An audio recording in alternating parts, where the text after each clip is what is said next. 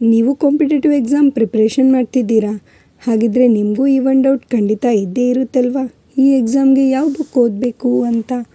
ಆದರೆ ಒಂದು ವಿಷಯ ನೆನ್ಪಿಟ್ಕೊಳ್ಳಿ, ಪ್ರತಿಯೊಂದು ಎಕ್ಸಾಮ್ಗಂತ ಒಂದೇ ಸ್ಪೆಸಿಫಿಕ್ ಬುಕ್ ಅಂತ ಇರೋದಿಲ್ಲ. ಮೊದಲು ನಿಮಗೆ ಕಾನ್ಸೆಪ್ಟ್ ಅರ್ಥ ಮಾಡ್ಕೊಳ್ಳೋದು ತುಂಬ ಮುಖ್ಯ ಆಗುತ್ತೆ. ಉದಾಹರಣೆಗೆ ಹಿಸ್ಟ್ರಿ ಪ್ರಿಪೇರ್ ಮಾಡ್ತಿದ್ದೀರಾ, ಹಾಗಿದ್ರೆ ಮೊದಲು NCERT ಅಥವಾ ಕರ್ನಾಟಕ ಸ್ಟೇಟ್ ಟೆಕ್ಸ್ಟ್ ಬುಕ್ ಮೂಲಕ ಬೇಸಿಕ್ ಫೌಂಡೇಶನ್ ಸ್ಟ್ರಾಂಗ್ ಮಾಡ್ಕೊಳ್ಳಿ.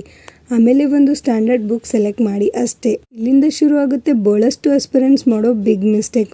ಒಂದು ಬುಕ್ ಓದ್ತಾ ಇರ್ತೀರಾ, ಅದರಲ್ಲಿ ಒಂದು ಡೌಟ್ ಬಂತು ಅಂದರೆ ಯೂಟ್ಯೂಬ್, ಆಮೇಲೆ ಟೆಲಿಗ್ರಾಮ್, ಮತ್ತೊಂದು ಬುಕ್, ಇನ್ನೊಂದು PDF, ಹೀಗೆ ಕೊನೆಗೆ ಬುಕ್ಸ್ ಜಾಸ್ತಿ ಆಗುತ್ತೆ ವಿನಃ ರಿವಿಷನ್ ಆಗೋದಿಲ್ಲ. ನಿಮಗೆ ನಿಜವಾಗಿಯೂ ಬೇಕಾಗಿರೋದು 10 ಬುಕ್ಸ್ ಅಲ್ಲ, ಒಂದು ಸಬ್ಜೆಕ್ಟ್ಗೆ ಒಂದು ಗುಡ್ ಸೋರ್ಸ್ ಸಾಕು. ಒಂದು ಬುಕ್ಕನ್ನು ಎಷ್ಟು ಬಾರಿ ಓದಿದ್ದೀರಿ, ಎಷ್ಟು ಬಾರಿ ರಿವೈಸ್ ಮಾಡಿದ್ದೀರಿ ಅದೇ ಮುಖ್ಯ ಆಗುತ್ತೆ.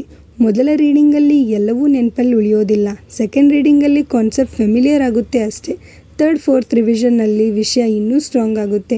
ಹಾಗಾಗಿ ರಿಸೋರ್ಸ್ ಕಲೆಕ್ಟ್ ಮಾಡೋದನ್ನು ಕಡಿಮೆ ಮಾಡಿ ರೀಡಿಂಗ್, ರಿವಿಷನ್, PYQs ಪ್ರಾಕ್ಟೀಸ್ ಮೇಲೆ ಫೋಕಸ್ ಮಾಡಿ. ಯಾಕಂದರೆ ಎಕ್ಸಾಮ್ ಕ್ಲಿಯರ್ ಮಾಡೋದು ಹೆಚ್ಚು ಬುಕ್ಸ್ ಓದಿದವರಲ್ಲ, ಒಂದೇ ಬುಕ್ನ ಹೆಚ್ಚು ಸಲ ರಿವೈಸ್ ಮಾಡಿದವರು ಮಾತ್ರ ಕ್ಲಿಯರ್ ಮಾಡ್ಬೋದು. ಹಾಗಾಗಿ ಇವತ್ತಿನಿಂದ ಒಂದು ಡಿಸಿಷನ್ ತೆಗೆದುಕೊಳ್ಳಿ. ಒಂದು ಸಬ್ಜೆಕ್ಟ್, ಒಂದು ಮೇನ್ ಸೋರ್ಸ್, ಮಲ್ಟಿಪಲ್ ರಿವಿಷನ್ಸ್. ನಿಮ್ಮ ಪ್ರಿಪ್ರೇಷನ್ ಸಿಂಪಲ್ ಆಗಿದ್ರೂ ಪರವಾಗಿಲ್ಲ, ಆದರೆ ಕನ್ಸಿಸ್ಟೆನ್ಸ್ ಆಗಿರಲಿ.